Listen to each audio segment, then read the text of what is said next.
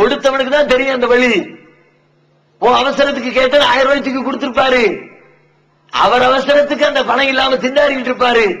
அப்ப கொடுத்தவனுக்கு வழி தெரியும், பேசுற ரைட் அவனுக்கு உண்டு என்று அவர்கள் சொல்லி இருக்கிறார்கள். எனவே நான் செவிதாழ்த்தி கேட்டுக் கொண்டிருக்கிறேன். அவருக்கு ஆச்சரியமா போச்சு. யாருப்பாது?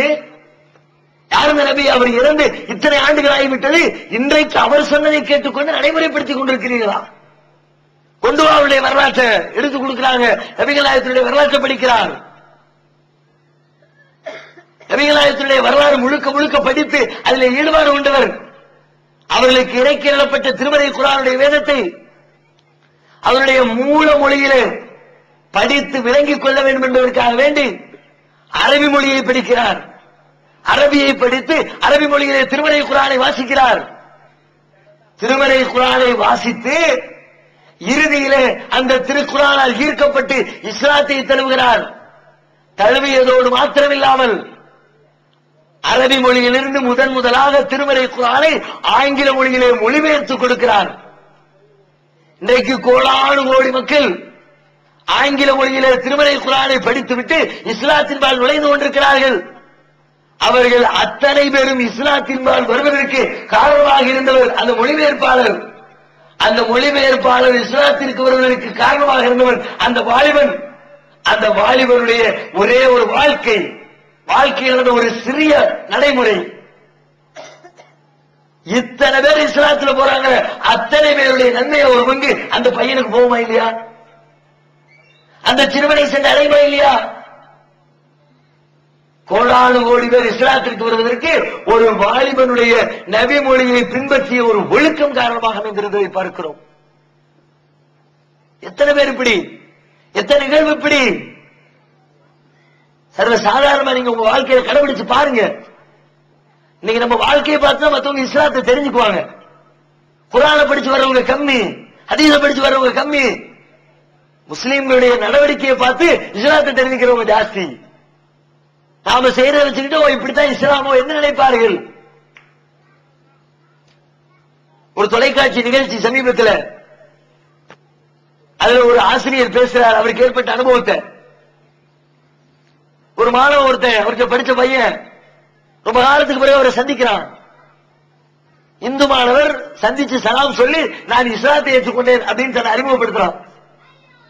அப்ப ரொம்ப சந்தோஷம்பா. மேலும் சொல்றான், நான் எப்படி திரும்ப இஸ்லாத்தை ஏத்துக்கிட்டேன், நான் ஏத்துக்கிறதுக்கு நீங்க தான் காரணம். ஒரு கிராமத்தில் வேலை செஞ்ச ஆசிரியர். அப்ப அவரு சொல்றாரு, எப்பா உனக்கு நான் சின்ன பிள்ளையில 3ஆம் கிளாஸ் 4ஆம் கிளாஸ் சொல்லி கொடுத்தேன். அதுக்கப்புறம் உன்னை சந்திச்ச வருஷம் 20 வருஷம் ஆச்சு, நான் தான் காரணங்கிறியா எப்படி? அப்ப அந்த பையன் சொல்றான், என்னுடைய கிராமத்தில் நான் படிச்ச அந்த ஸ்கூல்ல எத்தனையோ வாத்தியார்கள் இருந்தார்கள். பல மாணவர்கள் படித்தோம். தாழ்த்தப்பட்ட சமுதாயத்தை சார்ந்தவர்கள். எங்கள் அனைவருக்கும் கடைசி பெஞ்சிலே இடம் கொடுத்திருந்தார்கள். எங்களுக்கு படிச்சு கொடுத்த எந்த வாத்தியாரும் எங்களை தொட்டு பேசுறதில்லை. எங்களுடைய மேலையை தொட்டு பேசிய ஒரே வாத்தியார், ஒரே ஆசிரியர் நீங்கள் தான். அதுதான் என் உள்ளத்தை சிந்திக்க வைத்தது. பல வருடங்கள் சிந்தித்தேன். மற்றவங்க எல்லாம் தொடாத போது இவர் மட்டும் ஏன் தொட்டாரு? முடிவிலே எனக்கு பதில் கிடைத்தது, உங்களுடைய மார்க்கம் இஸ்லாம் இந்த தீண்டாமையை எதிர்க்கிறது, சகோதரத்துவத்தை ஆதரிக்கிறது, வளர்க்கிறது என்பதை புரிந்து கொண்டு அதன் விளைவாக நான் இஸ்லாத்தை ஏற்றுக்கொண்டேன். எது மாற்றி இருக்கு பாருங்க. அவருக்கே தெரியல, அவருக்கு தெரியாமல் இஸ்லாம் அவரால் ஈர்க்கப்படுகிறது, வளர்க்கப்படுகிறது. உங்களுடைய வாழ்க்கையில் நீங்க ஒவ்வொரு கட்டத்திலும் இப்படி இஸ்லாம் சொன்ன வாழ்க்கை முறையை, ஒழுங்குகளை, தனி மனித காரியங்களை நீங்கள் பேணி பாருங்கள். உங்களுக்கே தெரியாம உங்களை பார்த்து இஸ்லாத்தின் பால் நுழைவார்கள். ஆனா இன்னைக்கு நம்மளை பார்த்து இஸ்லாத்தை விட்டு ஓடுறாங்க.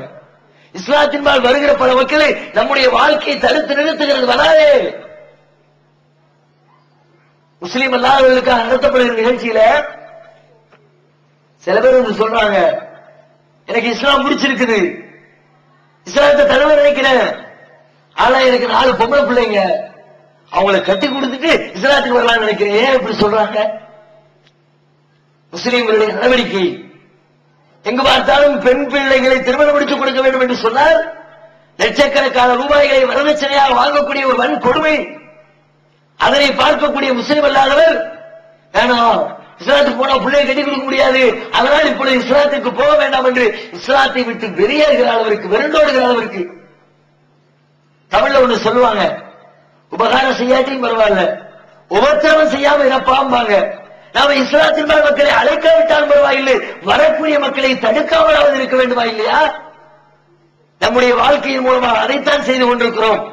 அதை மாற்றி நாம் எதை பிரச்சாரம் செய்ய நினைக்கிறோமோ அதை நமது வாழ்க்கையின் வழியாக பிரச்சாரம் செய்வோம். வார்த்தைகள் வழியாக சொல்வதை விட, எழுத்துக்கள் வழியாக சொல்வதை விட, நம்முடைய வாழ்க்கை வழியாக சொல்லி காட்டினால் அந்த வாழ்க்கை மற்றவர்களை ஈர்த்து இஸ்லாத்தின் பால் கொண்டு வந்து சேர்க்கும். ஒட்டுமொத்த உலகத்தையும் இஸ்லாம் என்ற ஒரே குடையின் கீழ் கொண்டு வந்து சேர்க்கும். இந்த இரண்டு முக்கியமான அம்சங்களை நமது வாழ்க்கையிலே கடைபிடித்து ஒட்டுமொத்த உலகத்தையும் இஸ்லாத்தின் பால் ஈர்த்துக் கொண்டு வருவதற்கு அல்லாஹ் நம் அனைவருக்கும் நல்லது வாழிப்பானாக. வாஹிரு தாவானா அல்ஹம்துலில்லாஹி ரப்பில் ஆலமீன். அஸ்ஸலாமு அலைக்கும் வரஹ்மத்துல்லாஹி வபரகாத்துஹு. அல்லாஹ்